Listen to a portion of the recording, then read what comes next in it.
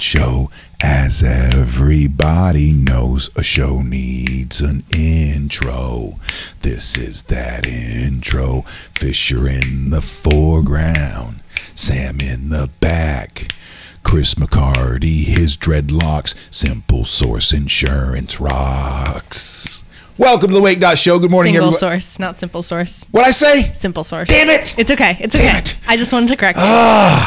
It's so difficult. I should write that stuff down. No, it's okay. It's not. Oh, damn it! It's not okay. Hey, we corrected it. No worries. Are you worried that I'm gonna lose it? I'm gonna blow up. There's the logo. Everyone can see it. There you go. There you go. There it is a bunch of All times. right. Wait, it looks better when I come over this way. Oh, let me do this. Put the. There you go. Son of a. It's okay. I get so excited for these. Hey, Mia, can you close the door? Here, I got it. I'm going to take you. Mia back down. Because in about 3, 2, 1, it's too late. All the air rushes out of this room, and we have to start all over. Good morning, Robert. Hey, Stephanie, Tim, Lori, Lauren, my wife, my beautiful, beautiful wife, Michael, Jeffrey. It's good to see everybody this morning. Chris McCarty is back today, and we'll get to some stuff you should know, talk about what's going on in the news. But I was very excited this morning, and I sent an email over to my wife because it looks like we're part of a class action lawsuit that not in the horrible end of it, but one of those where you get the things and hey, you were part of this. If this happened during this time, you get some money. Now usually those things are like once it all plays out, you get like $20, $80, something like that. But this one looks like you get somewhere between $300 and $900. On the low end would be $300. On the high end would be $900.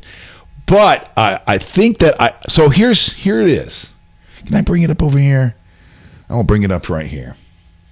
I'll tell you what. I'm not going to bring up the email in case there's some information. You see the email there right behind me? A federal court authorized this supplemental notice. It is not a solicitation from a lawyer. It's got my name on there. It's got a claim number on there and a bunch of stuff, right? So I just do a quick Snopes thing. And when I Googled it and went through all the stuff there. I didn't see anything negative like this was a scam or anything like that. It seemed like it was legit. Clicked on the Snopes story. It verified it. I know that's not the end of everything. So this is what it is. You could be entitled to $300 if you receive this spam call. Here's how to check. The most effective way to fight telemarketers. Sue them and force a settlement, one worth $12.5 million. So this is what happened. A Chicago judge approved a settlement last month that forces Carnival, Norwegian, Royal Caribbean, and a marketing company that worked with them to pay for spamming people with pre-recorded telemarketing calls promoting their stuff. Well, you've gotten these calls before. I know that I've gotten these calls before, so I'm all excited about it. I sent it over to my wife, who's a lawyer, and she's saying I have to go back and I trust her. I'm just going to verify. I just want to verify. But she's saying it's not as simple as just loading in your phone number, and if it matches up with their call records, you get the money back. You have to prove that you got the phone call. I guess you have to go back through your own phone. I don't know. We'll see. And then you upload it to a site, and man, I was all excited, Sam. I thought for certain there was going to be like a $300 to $900, coming into the Fisher house, the Fishers of Pinellas Point household. I know. And that's a lot of toys for Roxy and Joey. Yeah, so I'll have to look more into it. I know she is too, because that'd be kind of cool. Yeah. And how annoying is it when you guys do you answer phone calls when it is a number that is not registering as somebody you know? I don't anymore because of that reason. Yeah, for that very reason. So if I don't recognize it, I don't answer it. The area code. If I don't recognize the area code, so if it's in like an 813 or 727, so like my home area codes, then I'll be more inclined to answer it. But even then, sometimes they slip right through. Well, that's the thing. They have special software to mimic your area code, and a lot of times the first 3 digits. As a matter of fact, if you see your area code and the first 3 digits of your number, it is likely a scam. It is likely a scam. However they do that. And so it just appears like that on your cell phone. What are you eating? Did you bring enough for everybody? I'm sorry. My antibiotics make me feel nauseous unless I eat. I'm so Oh, sorry. I'm sorry. All right, well, let's do this then. Let's get right to on this day. And so I'm good. I just am eating cereal. Yeah, I'm sorry. I also got Chris in here today as well. I'm gonna have to readjust that bad boy. You're sitting up straight today. I need you in prowler mode. Right. I need you leaning over the edge with that microphone. Ready to get. No, you get comfortable, buddy. Chris, you're right. Because I went back in my phone because I was like, I've seen that before. That's literally the first three digits and then my first three digits of my phone number. Yeah. That's there so you go. funny. So now you'll see that more, that it happens more and more. That, oh, wow. And know every time it's a scam. So here's what I do. Because it's been, and then we'll get to on this day and bring Chris in. We'll have some fun with the show. If I'm a small businessman now. So even though it looks like it's likely a scammer, you just can't keep sending everything to voicemail, right? Because there's different kinds of phone calls that are coming through these days. So I hit it, and I just go, hello. That's it. I go, hello. I don't say, hi, how are you doing? Hello? And then I count in my head, 1001, 1002. Boom. And I hang up. Mm-hmm. Because you and I are the exact same way. Because I do the same thing. It takes I'm like, hey. Boom. Yep. I know, because it takes a second for them to be like, hey, man, get some credit. Nah, dude. I love you, man. That's awesome. Yeah. What are you eating over there? Was this a brunch party and I didn't even know about it? Is this Starbucks popcorn?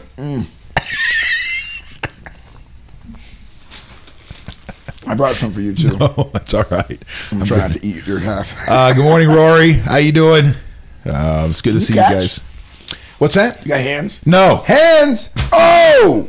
What'd I say? You didn't reach for it. Hands. Well, that's how slow that's how slow my reaction is and stuff. I'm not. The lemon loaf? Oh, it's so good. Oh, son of a! It's not popcorn. That's my go-to. The lemon loaf is so good. Wait a minute. You don't want to. You can throw it back, Mr. Not Popcorn. No. I was going to be. You'll like it. If it were, you will like this. If it were popcorn, I was not going to eat it because obviously, but it is that lemon cake. So good. That lemon pound or whatever. Lemon loaf. Lemon loaf. Oh, I got and I left you some icing. And a little bit of icing. Mm-hmm. This stuff is. All right. Thank you. Back. Let's see. Here we go. See your hands. You see it? There we go. I see it. Yeah, I see it. Bring it over, y'all can see. Hands. Come on, you good? Yeah, I'm never going to be a football player now. No. Welcome back, Single Source Insurance. You missed it, Chris. I effed it up at the beginning of the show. I was all excited about my rhyme. Ready? So Fisher in the foreground, Sam in the back, Chris McCarty, his dreadlocks, Simple Source Insurance rocks, right? Mm-hmm. So, what did you say? I said Simple Source. It's Single Source. Oh. I know. I corrected him, and I was like, it's fine. No worries. I just want to correct you. That's the air is human, dude. Yeah, it's fine. It was fine. You got people partnering with you. You can't mess up that kind of stuff. Which is why I corrected you immediately, and that's fine. Let me tell you something. There have been multiple times that I have gone to a show and seen my last name spelled Neyhye. I've seen how many times have they spelled it McCartney? Okay.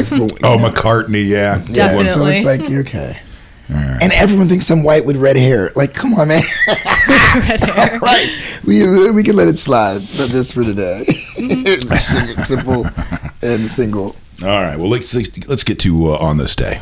That was delicious, by the way. Yeah, man. All right. On this day in history, we go through on this day to put things into perspective just a little bit, and then Sam gives us her quote of the day. No, I'm getting you out of the shot there. I want to get you back in there. And Single Source's logo. So I got to stay right here. There we go. We stay right here on my mark. And I can have Sam in the shot and Single Source Insurance in the shot at the same time. On this day, all right, the ASPCA was founded on this day in? Yes. You want to take a stab at the date, Chris, or can you see it from there? Oh, wait. The ASPCA? Yeah.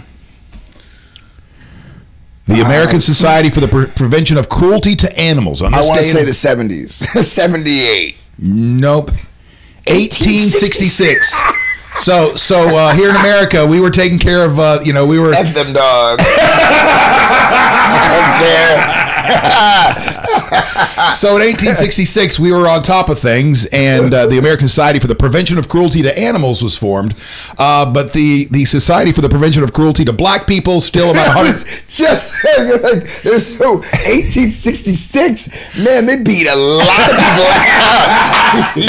Seeking dog. It's only hilarious because of how absurd it is. That's just crazy to me, man. That's why I said 70s. That's I was trying right. to give. I was like, that kind of makes sense. Yeah. Like after us, no, way before humanity at all. But go ahead. That's how backwards we are, dude. Love it. I love the rationale, Chris. Let's see, the civil rights movement. So Black Americans and women could come up to the be at the same table as everybody else. Yes. No. And so you're thinking, all right, maybe give it another 10 years and we start being nice to dogs. No, that predated humans by 100 years. Oh, God bless America. Land that's getting there. Land that's getting there. Slowly but surely. All right, what's next on our... Figured it out with the animals, at least.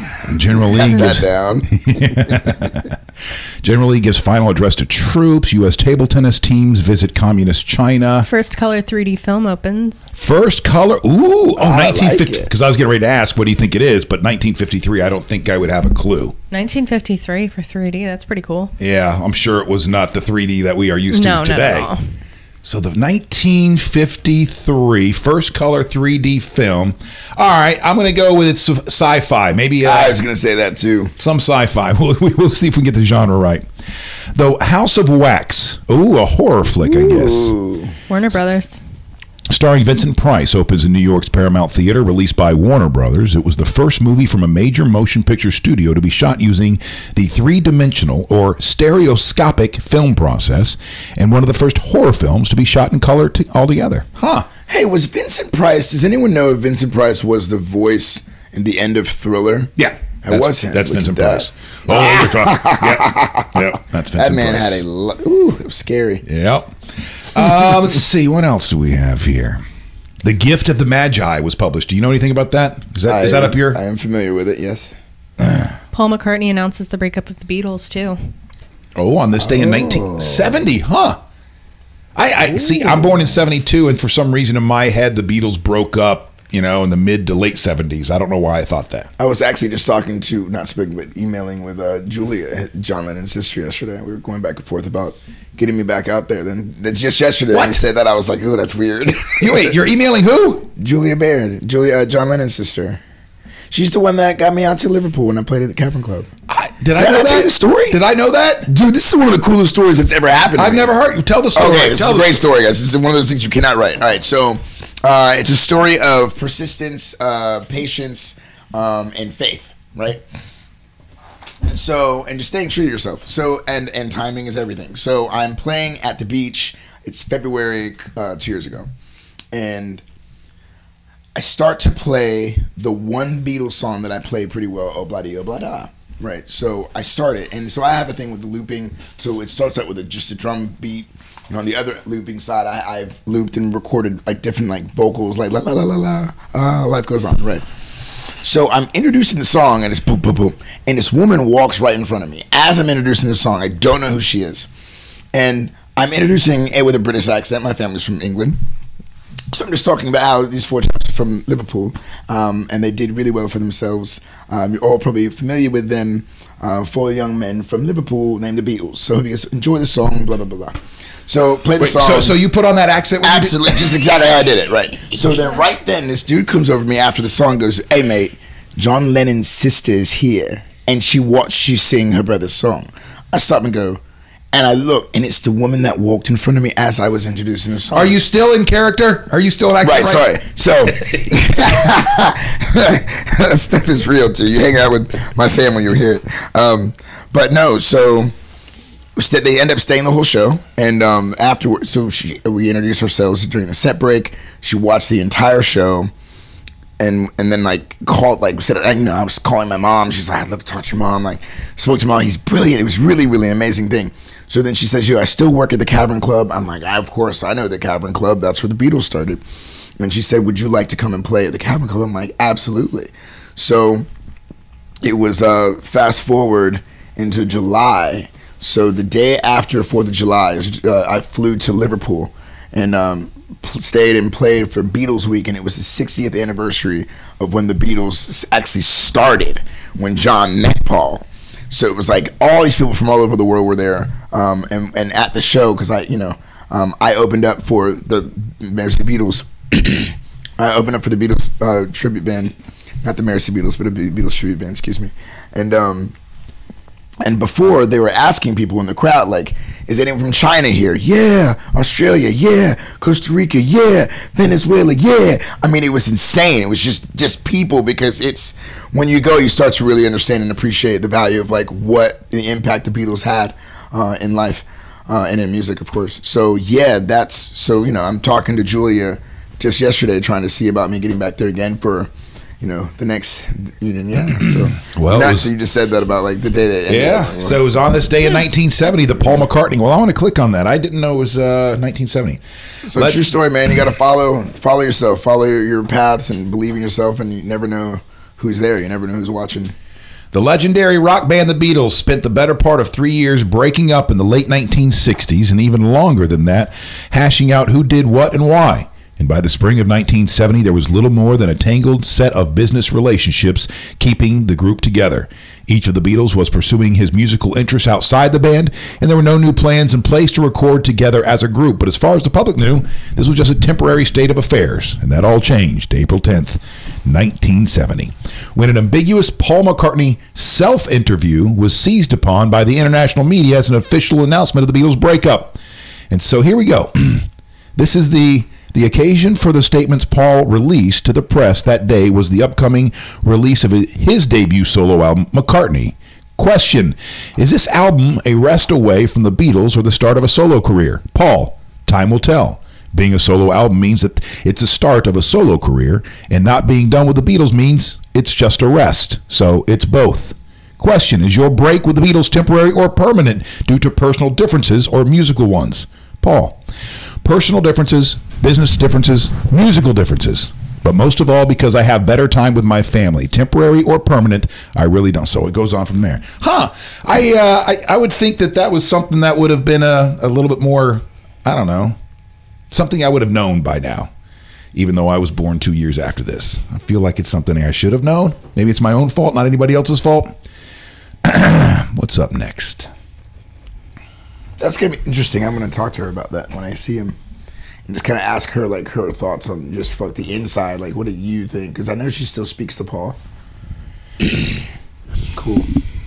Atomic submarine sinks in the Atlantic in 1963. Baton Death March begins in 1942. Chaplin receives Oscar in 1972.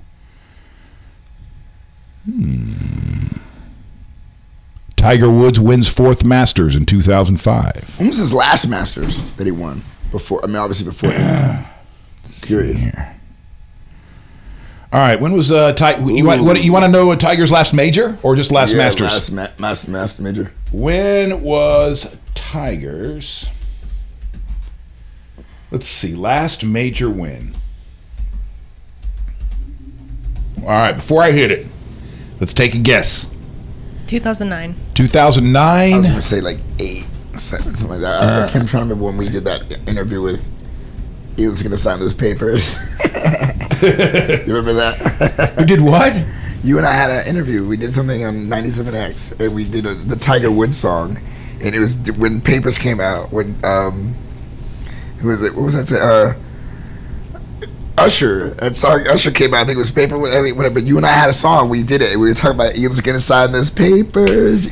Sign those papers. Is this one of those where you're coming into the show and I have like an idea of like 4 lyrics? Yes, and text it to you. It was so funny, man. I wish you still had this. I don't know if you have them somewhere, but it might be somewhere. But it was good, man. We should find it. It's really good. We should do that again. We should do that once a week. I agree. Like make a song. Grab some of the headlines from the week and just make up a song. All right. I'm with it. So what was okay? So you Sam says 2009. I say that's 8. a great guess. You're going with 8, so I'm going to say 2010 then. All right. All right. Here we go. When was Tiger's last major victory? It said Masters, but that's all good. We'll go major. Okay, well, Masters is 2005. Oh, that was his last. Okay. It looks like his last win might be 2008. Last majors. All right, so it looks like it might. Because that's what they were listening up. Oh, geez, I'm not going to read all through that. But right here says the Masters, the U.S. Open, and the Open Championship. But there's one that's not up there. Someone at home, let us know. Type it in. All right, yeah, you someone tell us. You do the research. They seem to be on it. They're on more than we are sometimes. We'll move on to something else. Good morning, Michael, John, how you doing? Jason, Candy, Maribel. Nice to see you again. We'll get to stuff you should know coming up here in just a little bit. And before Sam gets out of here, she has your quote of the day. Your inspiration of the day. And if it's another one, just do your best. That's it. We're never doing this ever again. Did you hear that his therapist that he was trying out said that to him? Stop. Basically, yeah. And says that in like a more technical term. Like it's everywhere, bro. It's not, and maybe it is the universe. But what if it is the universe just telling you to make it more simple, dude? Just do your best, man. Yeah, it's okay. Try to. There's something to be said by that, Sam. There really might be, because I know that I have a tendency, and there's something in mental health called perfectionism, and you got to be careful when you head down this path, because when you start bringing up perfectionism to people, oh yeah, I'm a perfectionist too. Like, no, it's not exactly. There's the way that most people would talk about what a perfectionist is, but then what psychiatrists and psychologists would talk about perfectionism, because perfectionism can be very debilitating, because if your brain can't figure out a way to get to that perfect place, or to write this perfect piece or whatever it is, then it just shuts you down and you can't do anything, and it sucks. But you know that I can get there, because sometimes I think that in my own head I'm trying to perfect life. I'm like, and if I can't visualize a way to do it, I just sit there and don't do anything. I hear you. I feel you. I empathize. Okay, good. That's all I need. I don't need a therapist. I just need someone to empathize with me every now and again. I empathize. So I feel you. I feel your struggle. Yeah, I've written songs I have. It's not perfect. I can't.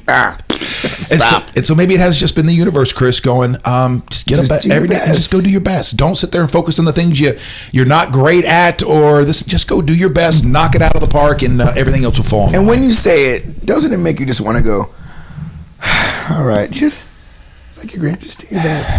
Like your grandpa sitting in your lap, just do your best, man. Isn't that in a Jimmy Eat World song? Just do your best. Everything you can. Don't do it with the pure heart. Yeah. I'm gonna say, it just takes some time. Everything will be alright. Everything will be alright. Yep, that's why we're friends. Right there, they wonder, what is it about? Yep. Sam, half of that weren't real words, too. Not at all. We said that the other day. Something about it doesn't even matter about the words. It's all about the rhythm and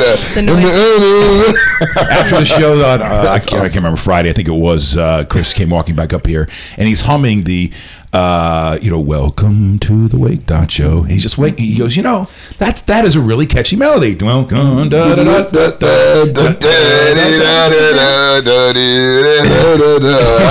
It's something like, it's almost like the words don't even matter. It's just that it's a nice melody. I was like, well, thanks. It's the same with that song we just sang. Just take some time. It's just cool, little girl, you're in the middle of the line. Everything will be all right. Everything will be just fine. I think it's close. Is that Sam? Sam, is it even close? Lyrics? You're close, yeah. Pull them up before you leave. What are the lyrics? That's Jimmy Eat World, the middle. The middle, yeah. Hey, don't count yourself out yet. Mm-hmm. You're in the middle. Bits and pieces. I know you. Yeah. I think if you help us with the first couple, we could pull it off. Sam. Oh, you want me to give you the first? So it starts off with finding a song each week. Hey, don't count yourself out yet. Nope. Damn it. You got the hey. That's close. You're close, but you didn't get it. What's it? Don't write yourself off yet. Oh, don't write yourself off yet. Okay. And then what's the next line? Don't write yourself out yet. Mm-hmm. Go ahead. You're just in the middle of the line. Something like, what is it? I don't think there's the word "the line" in this song. Oh, ever? No, it's the middle of the ride. That's the, right. That's the part, but that's not even this part. I always thought he was saying, honestly, I was saying, that makes sense. On the middle of the ride, okay. Yeah. I always thought he was saying rhyme. Honestly, I thought he was saying rhyme for the most of my career. You're in the middle of this rhyme, in the middle of a rhyme, right? Yeah. And then it was later on, I was like, oh no, I think he's saying line. You're just in the middle of the line. Oh, it's the middle of the ride. So, Yeah. one of my favorite songs of all time, and I never looked up the lyrics to it. But he does say, "Just try your best." So. Hey. Okay. Give us Think about it. Wait, she just said, try your best. And now you just are singing the same song. And she just pulled it out again. The song does just say, try your best. Yikes. Yeah. Just try your best, dude. It's everywhere, bro. Well, we're getting some compliments from Elliot this morning. He says, you just don't see many shows spending so much time on 17-year-old lyrics these days. This is a good song. It is. It's a great song. It pulled Just you in, try it. Elliot. You had to respond and say something. It pulled you in as well. Just don't try. deny it, my friend. Don't deny it. Just try your best. What's the next line? Try everything you can. Try everything you can. Then what? You know it. Try your best. Try everything you can. Don't you worry what your bitter hearts are going to say. Yeah. Don't you worry what they tell themselves when you're away. Oh, yeah. Right. It's not my, you know what I say about that? It is not my business to know what you're thinking. That's Just right. say, what are they? Ain't your business, dude. Don't worry about what someone's thinking. Don't worry about it. All right. Well, thank you so much, Go Sam. Jimmy Eat World. Do you want the real quote of the day? Yeah, Yes. that's right. What's the real quote of the day? Cherish all your happy moments. They make a fine cushion for old age. I love that one. Wait, say it again? I really like Cherish all of your happy moments. They make a fine cushion for old age. How does that one sit with Because you? you sit back and you know Yeah. you did your best. Yeah. Sorry. Do your best while you're young. All right. Did you want to be here a part of the baby box discussion, or did you get it out of your system earlier? Oh, no, I want to be here for that. Okay, well then let's get right to baby Can we box. do the baby box? Let's get Okay. What right. is baby box? I can't wait. Okay, It's well, a baby in a mailbox. What? Basically. No! Oh my goodness. It has a good purpose, but it looks very, very strange. Yeah, because my first thought was no. Like, So, but. So, this is not funny, but it's awesome.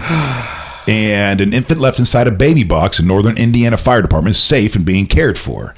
And I'd never seen this before because we passed this law here in the state of Florida, I don't know how many years ago, where you could drop off a newborn if you're going crazy, because it happens, that what do they call it? Postpartum? Postpartum depression. Yeah. And My ex-wife had that. what's that? My ex-wife had that. Yeah. Twice. Both. The second one was less, but I'll tell you stories. Don't worry. We'll share. I want to say Florida's the first. It may not have been, but it was one of the first, I think, to have this policy. And I remember it was very controversial at the time because, for some people, it's like split. For some people, they look at this and go, great. You can turn in your baby, just drop it off, no questions asked. No questions asked here. Yeah. And just turn around and walk away. And then they'll get the baby, put the baby in foster care, and it goes from there. Well, some people don't like that at all. Go, no, there needs to be some questions asked, and that person needs to go to jail. But for the people on my side, you don't understand what you're doing. If you make that, then that's just the way it already is, and so that baby ends up in the trash can. That baby ends up who knows what happens to that baby. So to me, this is perfect. This is awesome. Yeah, of course we would like ants. Well, here's when Sam brought this up earlier, because I said no questions asked, and you're like, no, I don't like that. Well, I don't think they should go to jail or anything. When I say questions, I mean more like stuff about the health, like is there any health issues, like stuff that they should actually know about this child. But I do understand what you're saying. Like, I wasn't saying it in like a negative way. I'm just saying, like, you're dropping a baby, like an infant. Is there anything we need to know is there something? Yeah. Is there a reason? Like, as far as like some people have issues with, like, if the baby has like health issues or whatever. Like, that's just stuff that I feel like they should know. See. All right, so basically, you just want some basics. Are you dropping this off because you can't handle this, or are you dropping this off because there's some medical issues that you don't think you can handle? I just think you should ask: is there medical issues? Sorry. Oh, sorry. Go ahead. No, I said, wouldn't they figure out the medical issues eventually, though? I mean, Yeah, I think with testing. And No, understandable.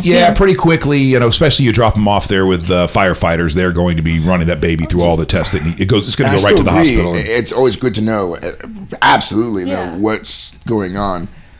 It's just one of those moral decisions, you know. See, you just said moral, but I don't think it is. I think when you've reached there, that's. Well, wait. What I'm saying is, it's like what they think.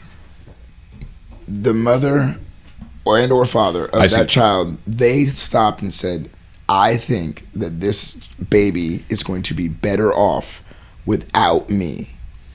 So I'm going to, my morals of me looking at myself in the mirror and being like, or whatever, here. Like, I want to know, like, my head went like, it's just like I didn't like saying the word, you know, but like why did this baby, what type of pregnancy was this? What type of, like, sometimes I wonder that kind of stuff. Like, was it an unplanned, unwanted? You guys know what I'm saying? I don't even like saying the R word. But, oh, I see. right, I see like, what you're saying. So what kind of? Well, the circumstances that led him there. See, that's the thing. Then we want to get caught up in, and then the people on both sides want to get caught up in my estimation, my view of this, and go, okay, well, that's why they want to know the whys, so that we can either judge you and chastise you, or go, okay, yes, we understand. We'll take care of your baby now. But if your answers don't match up what we want to hear, yeah, and that's the problem. Then we come after you. Yeah, I understand. And I agree with you, Chris. That's what I don't want. I mean, so there's a lot of different reasons why that could happen. I think the best thing that we could ever say in a situation, just individually, is like, what would love do right now?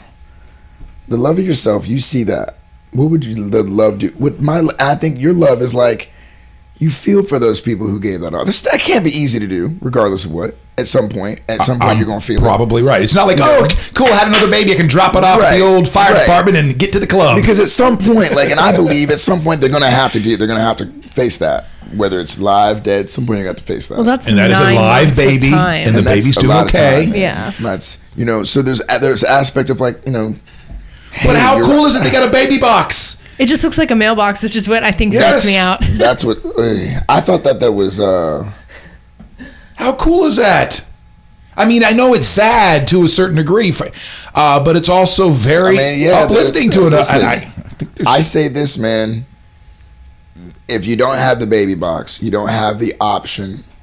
Then what other options are there for someone who may feel desperate? And I think sometimes I feel like, and I know this is not true because so I'm with you, Chris. Like, you know what? That box might have given that child a chance. I didn't even know those things existed. And I'm like, you know what? Now that I'm looking at this little doorbell ding dong, like, you can take off, like, hey, man. Elliot has an idea. What's Elliot saying? You know it's going to be left field. Here we go. Come on, you. Well, come on with it. He's saying sometimes, they need to do a program where you can turn them in on Friday and pick them back up on Monday. See, Elliot, why Monday, Elliot? What's going on? What happens during the weekend? Well, I think he's saying so you can drop them off on Friday, go enjoy your weekend, and pick them back up on Monday. What do you got? Uh-oh, Matt. All right, so here's sorry. Elliot's crazy, and I love him. I do. He's always got one for me. and so back to the baby box here. Earlier, Sam, before we went on the air, I showed you this. She's like, I have questions. I go, you know what? All your questions are, I think, answered by merely seeing that somebody put their baby in a box. You know that somebody has reached a point where they are this close to losing it. And somebody can even say that in that moment, if you're able to give up, you're willing to give up your child, then you've already lost it. So I think it's best for all parties involved. I don't think the questions should be centric around the person, though. When I said I have questions, I mean I have questions regarding the health of the child, because, like, the baby, how long is the baby in the box? Like, let's just say, like, maybe a couple of hours, like, at the most.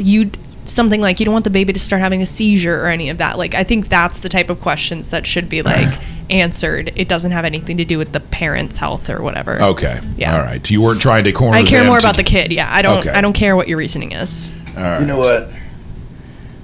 Everyone knows that I'm a spiritual dude and I mean things. It's just that's a rough situation. But God is not done with me yet, and I couldn't help but hear baby in a box. Put your baby in a box. This is a hit. If life's too hard for you, we got a solution that is true.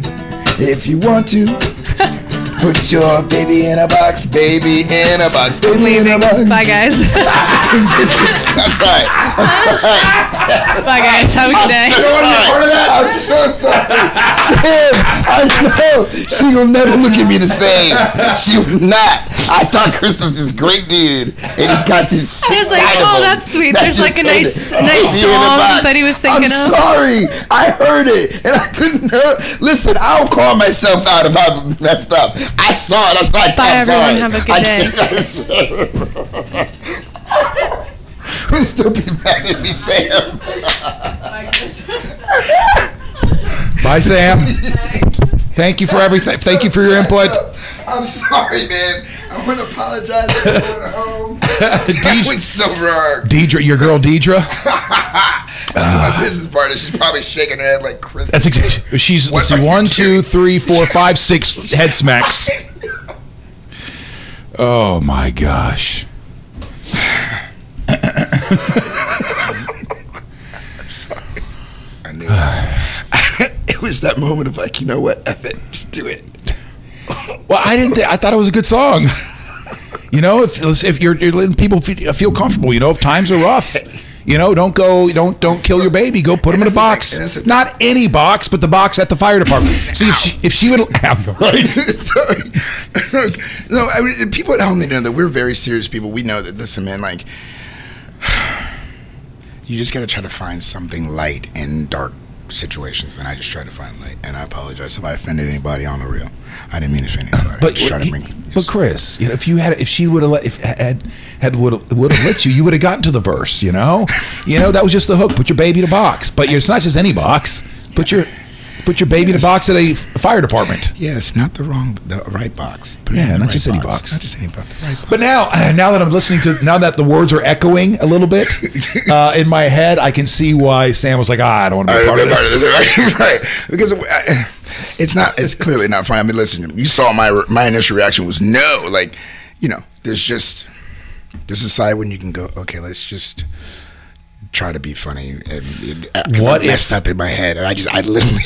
Chris, what if it was more specific? What if it was more specific, and it was put your baby in a safe haven baby box? Because that's what these are called, safe haven baby boxes.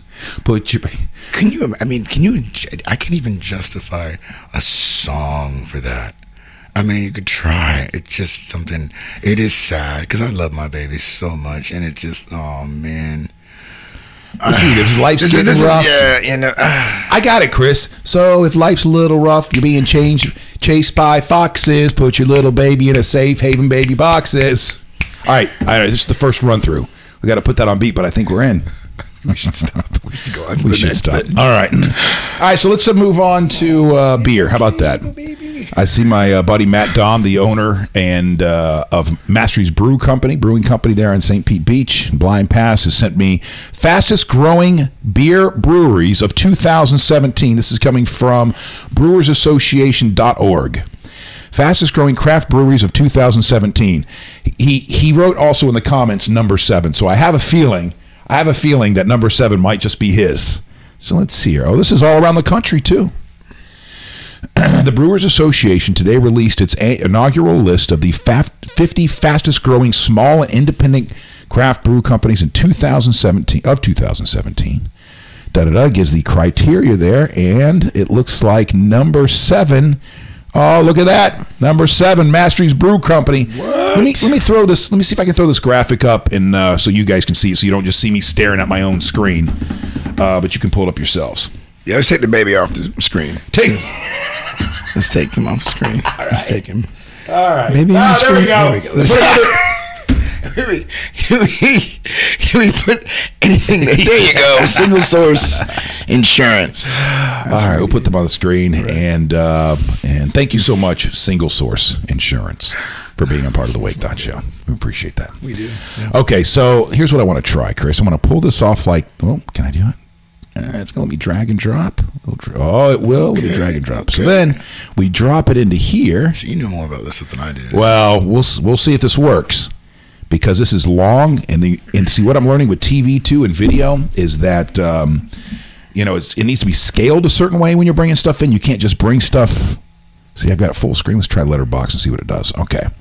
Sorry. What? You said box. I did say box. Baby, But it's a trigger word. You triggered it. That wasn't cool. Sorry. Oh, there we go. Things are working, I think. I'm making things bigger and smaller. Woo-hoo-hoo. Technology. Look at that. Okay. There's the screen. Now let me just turn us off so we're not in the background. Right. And there we go. That looks professional-ish. Look at that. 2017 50 fastest growing breweries. Thank you, Matt, for sending that in. Number 7, Masteries. And Masteries, I'll be there on Thursday night. So 2 nights from now. Dude, top 10 in the United States. That's a big deal, man. Now you got to go. Yeah. Number 7. I love it. I love what they're doing out there. So make your way out there. I got to play there, man. I want to always be a part of the hot spots. That's right. He wants you out there badly. Well, I got to be there, man. Come on. All right. Chris. Yes. So we've talked about that. I want to talk. Let's talk about this porn star. All right. So this porn. Look at the headline, Chris. Look at the headline. Really? What's your first reaction when you seen Sue's porn studio for sexual assault? That's going to be a tough one to prove, right? Yeah, because the problem is if she's done anything with like multiple people or bondage or any of that, like they're gonna be like, dude, what are you talking about? Or the details of this story are so salacious, so incredible, that it's going to be easy to see why it is that she is suing. Well, let's see. Let's hope. What's sad? The bottom line is that something happened that wasn't cool. That's just the bottom line. Something happened. So let's see. Let's find out what that something was. See what that was. Porn star Nikki Benz is suing porn studio Brazzers. Is it Brazzers or Brazzers? Not quite sure, but love them. We'll go with Brazzers. I've seen that name a couple of times. Right. For sexual assault she claims to have suffered at the hands of a director. Benz first went public with these allegations in 2016, claiming Tony T had choked her and stomped her head while shooting a porn XXX scene. Oh, no. Well, the choking thing, I still go, I'm not sure if that's assault. I'm going to have to see the tape because there's a lot of that stuff on the internet. And it seems like the people are making some money off of it. But if this isn't the script, if this is not what you signed up for, and all of a sudden you're being abused on screen, this is because I don't know the industry. If you think about the way that this film stuff goes, I could see the director going, well, we agreed to this, and this, and I'm known as a director that pushes you out of your comfort zone to make sure I get the best this, and this, and you go too. Now the stomping on their head part, that doesn't seem. But Chris, you okay? Is this just too depressing? This stuff makes you sick, dude. All right. Real talk. Jesus. All right. It's all good, dude. I mean, man up. I am being a man. Ugh. I have a daughter. I'll just finish the paragraph. And then we'll move on to something else. But it's real, dude. It's like, I'm just, my thoughts are just like, man, like there's some real dark stuff out there that I'm not trying to act holier than that or anything. I mean, I get my freak on like anybody else does. I'm just saying, like, there's a level where you're like, whoa, dude, like there's some things I'm just not going to do. And I think, again, not trying to be holier than anybody. Some things make you go, oh, that's one of those. So, all good. According to this, in the lawsuit, Nikki adds much more graphic detail about the alleged violence, claiming she was hit so hard with the face, head, and breast, she ended up bleeding. She also describes what sounds like waterboarding, but all right, we'll leave it there. That's the stuff that I was reading when I went, ugh. Okay, we'll leave that behind then, and we'll come to something a little bit more wholesome. Okay, I'm cool. I don't want people like he's not calm. I'm like, come on, man. I'm a dude. I've seen a lot of stuff. All right. So how about something a little bit more wholesome? Hey, does that bring your spirits up a little bit? Yeah, it's better than what you just That's nice, but But it's still about how the NFL treats their cheerleaders. It's so wild, man. Like, I don't know. Do you want? I dated a girl who did that. You know what I'm saying? No. And so, you knew her too. So yeah, it's like I know that world, and I've been in that world for a brief time, and I understand. Like like anything, you can tell what's fake, what's not. Everyone's just Are you talking about a porn star or a cheerleader? The cheerleading. You're about to say that, right? You're about to ask me about about being in that, and and it's just kind of it's a little demoralizing in some ways.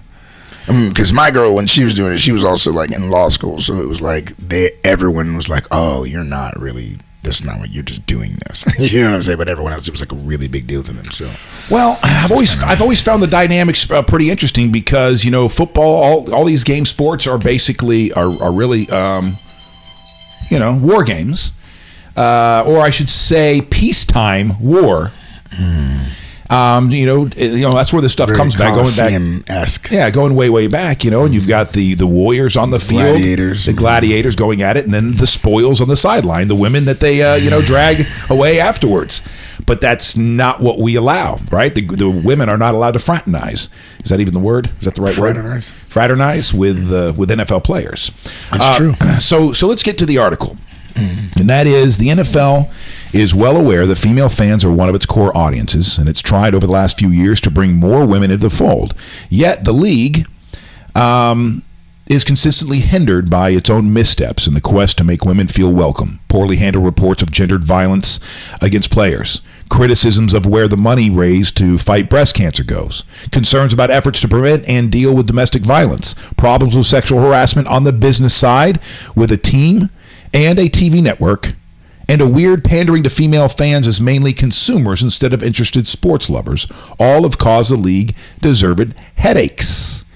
And there is perhaps the most obvious example of how the NFL feels about women, and that's the treatment of the cheerleaders.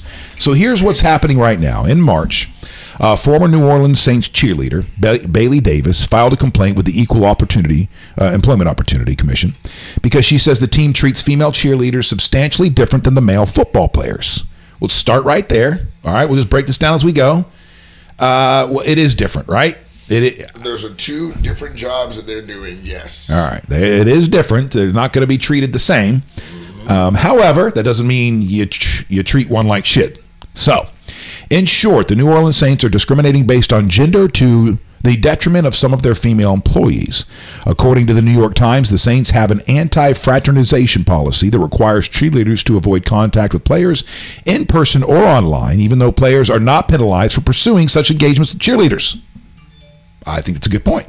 So what they're saying is, hey, cheerleaders, you can't shake your ass and attract over one of our millionaires.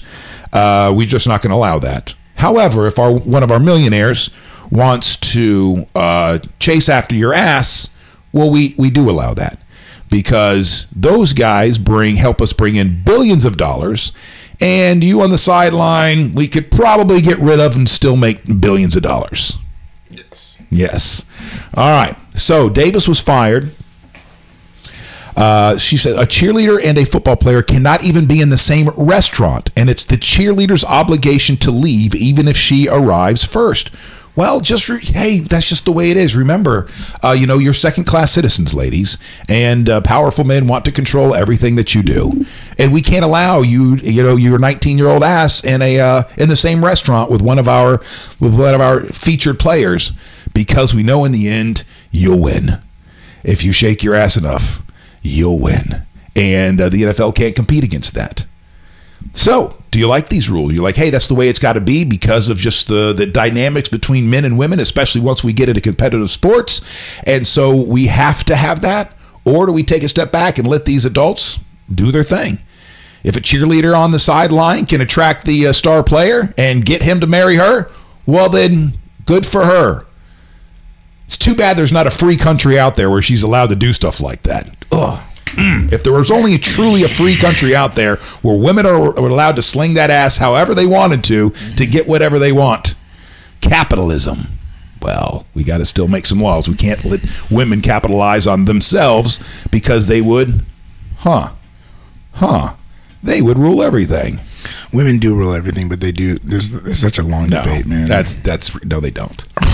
No, they don't. Ever. You know why they do?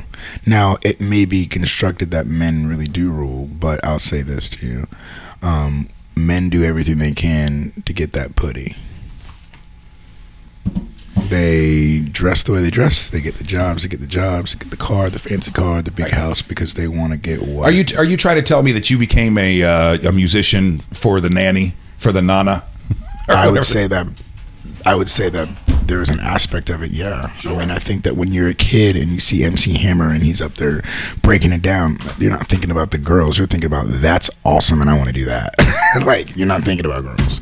When you get older and then you see girls responding to dudes and guitars, you're like, ooh, that could work. And that's what all dudes, I can get this job, I can get this girl. I do this, I can get this girl. If I play the guitar, I can get this girl. If I do bench this, I can get. It's the same thing. So I say, in ways, women do run the world, but it's been constructed and maybe they're brainwashed or whatever, that they forgot that they do.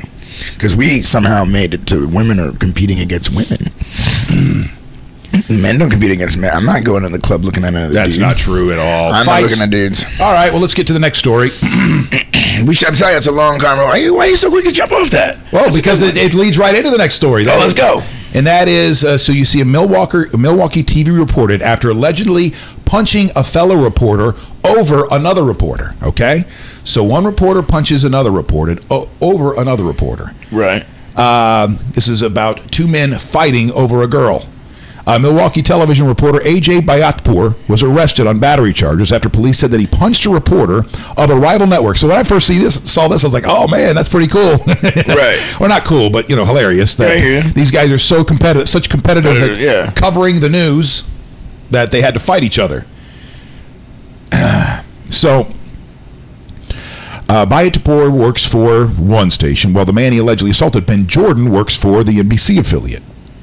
Neither was attending Friday night's game against the Cubs for work. Per the police report, Bayatpour had been ridiculing one of his coworkers, Madeline Anderson, who is dating Jordan. When Jordan stepped in, Bayatpour is said to have punched him and caused significant injury. Wait, what happened? I'm sorry, I was thinking of all kinds of other stuff. So basically, this guy works with this chick, right? Right. And she is dating a guy from a competing network. This chick or this woman? I'm sorry. You're right. No, you're right. You're right. This woman. You're right. This woman is dating a woman. Fair. And so then her boyfriend hears this guy talking shit about her. So he steps in. And next thing you know, the other guy, not the boyfriend, this guy, knocked out the boyfriend. Or I guess punched him, beat him good enough where he caused significant injury. By the way, Elliot says he's right. Chris, you are right. Elliot became a software developer for the groupies. There you go.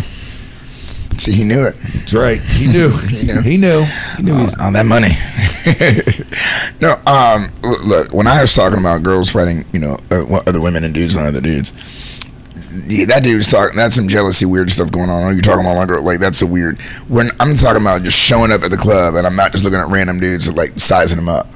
Like women do that. They go to the club and they're looking at other ladies and stuff. They're in. Watch them. Come on, son. You talking to me, kid? Right, but you're acting like you're saying that guys don't. Maybe you don't, because you are. I'm saying out of alphas, you're an alpha. Yeah, but so when you walk in the club, you're not sizing up anybody. Everybody's sizing you up when you walk into the club. Females still size up other females. Females do that. I think we're way too generic and painting with such a broad. Women do this. Men do that. I'm going to tell you this, man. Like, how about this? So, what pageants do men have that put them against one-on-one against other dudes besides Mr. Olympia and flexing? Okay, all of those bodybuilding. Okay, so what about? Do we have Miss Universe, Miss America, Miss Universe? Do we have those? Yeah, Mr. Mr. Universe. Yeah, Mr. America. Is he going in there with outfits, and is he going there talking about the saving the people and da da da? Like they have a Mr. Kenya, Do they have that, Mr. America? I don't know. But this isn't playing into something natural into women. That's taking our prettiest girls and putting them up there. Because not only do they got to be pretty, they got to be perfect little debutantes. Exactly. So that's us perfecting our little children. And how it starts at a young age with them. Right. Because we are raising them. We are raising them. Our society's been raising for little girls to be possessions that we trade off for mules. And exactly, you're preaching to my choir. So what I was telling you about how we have got these women to forget and think that they are the ones who really empower, because these pageants have them up against each other at a young age, and they get older and they still competing against each other in a weird kind of way, and they show up at clubs. Watch them, I dare you. Just sit there and watch a lady watch them look up and down. I'm getting worked up because can I find those women at a fucking club? Yeah, I can find those fucking women at a fucking club. But if I looked at every single woman there, they're not all doing that, because not all women are that fucking crazy where they're always constantly sizing up somebody else and going, oh, she's this, she's cat. To me, it sounds like you're painting all women to be catty little bitches. And although you can find that out there, I'm offended. I'm offended by that. Now, I'll go here. Animals. Are we animals? Yes. Okay. So if we're animals, and if you look at the king of the animals, which is the lion does what? He has a bunch of women, correct? And he spells his seeds to everyone, correct? You're talking about one species of one thing. I'll listen. Thank you. Because either you're wanting to be angry or you're trying to figure something out. I'm trying to help you figure something out and giving you a broad sense of animals, which we are animals. So that, by that being said, who gets pregnant? Women do. And they get pregnant and they're pregnant. And this is their guy. When a lot of times guys can go with other people. A lot of times you see guys with multiple kids with multiple women than girls with multiple kids with multiple dudes. So what I'm saying is, let me finish. So what I'm saying is, in that way, women might be designed to look for the best in their animal, in their reproduction, in the evolution of making things better. They're looking for the best. So at that time, there's almost a competition. You're making an assumption, and not only that, but you're also wrong. For reproduction purposes. They're not looking for the best, Chris. They'll sling that ass in a second for somebody that brings them a piece of meat. Now, you just said I sound derogatory, but that sounds derogatory. Well, I'm talking about chimpanzees. I'm talking about chimpanzees. I'm talking about when we're studying primates. Saying to you, as animals go. Right. Okay, so now we're going back to primates. I cannot gestate a baby. Neither can you. But we can spread our seeds to multiple. I can get this one pregnant, but I can get another one pregnant. She can't get pregnant by two people at the same time. I can have someone pregnant by two people. That's the difference of animals. So what I'm saying to you, in that aspect, a woman who might just be an animal looking to reproduce is not off looks. She's looking for those natural dominating alpha, which is why they have alpha. She may not be knowing cognizantly she's doing it. I'm saying that there's an aspect of her in the reproduction of man and humankind. Like every animal out there, there's that. So animals do the same courting. They all, hey, look at these feathers, girl. It's the same thing. So I'm saying to you, not to put anyone down to make them look like whatever. To some degree, when you add a pageant in there, you can develop psychologically in someone. You can get people to be more up against each other. So I dated a girl who was in a pageant, and she's the one telling me and teaching me this. So it's not like I know they're crazy as shit. But I never said the word crazy. They are. Their psyche is perverted. I said could naturally be in competition when the first thing I said is they run the world, and then I said that vagina, and then I said if they weren't all up against each other, they would actually run the world, which is very, very true. That's all I'm saying. Here's what I'm saying. Here's what we're doing. So you got mad about that for me being that women run things, and they might. You got mad about that. Hey, I just get worked up, buddy. I just get worked up. Okay. I don't get mad over that kind of stuff. Okay, I just get excited. You got worked up because you thought I was diminishing women, degrading women. Excuse me. Well, I definitely see you and I have a different worldview. Okay, but now that I said what I did, I explained it from the workup because you got so offended. I'm now offended, quote unquote, is what you said. So since you were offended, are you still offended now that I was able to explain my thoughts on that? We're not talking in a hold on, Chris. Here's the thing. Just asking. Here's the thing. In that moment, my sense. This is how being offended works. Your sensibilities are offended in that moment. Right. You can't control whether or not you get offended in that moment. You can explain in that moment. I was getting explained it. My senses were offended by the way I thought you were. You thought right. And so my question was: are you still offended after my explanation? My sensibilities have calmed down significantly. Okay. However, I still think you are. You and I see this very differently. And that may be true, but then I can also... Okay, go ahead. That being said, we're running way late. I'm supposed to have some client work to him 4 minutes ago, and now that's going to push me back. So now I'm late to my next appointment, and that will cost me money. And then who knows how that will snowball from there. So we got to wrap up today's show, and I apologize because, can we sing something a cappella and make sure we end on a high note? It's all good.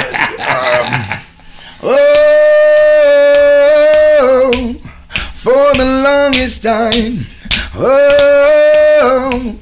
For the longest, if you said goodbye to me tonight, there would still be music left to write. I'm glad I found you. I'm so inspired by you. That hasn't been there for for the longest time. There we go. Music saves it all every time, buddy. Man. Every time. It doesn't matter. Bring it into the mix, and it brings everything together. I hope I didn't offend anyone at home. I was just trying to say that we're awesome and we're also jacked up and women rock. Yeah. Chris, thank you so much for being here again today. You back tomorrow? I'm back, of course. Awesome. I Yeah. can't wait. Thank you so much for being a part of the Wake.Show today. You can subscribe on YouTube to the Wake.Show, and also track us down on Twitter, Facebook, or you're probably watching through Facebook, Periscope, and Mixler for the podcast. Thank you so much. Have a great day. Oh, and here we go. Thank you very much. Have a great day. What? Hold on. Be the change. Be the change. Let your crazy breathe. And most importantly, do your best.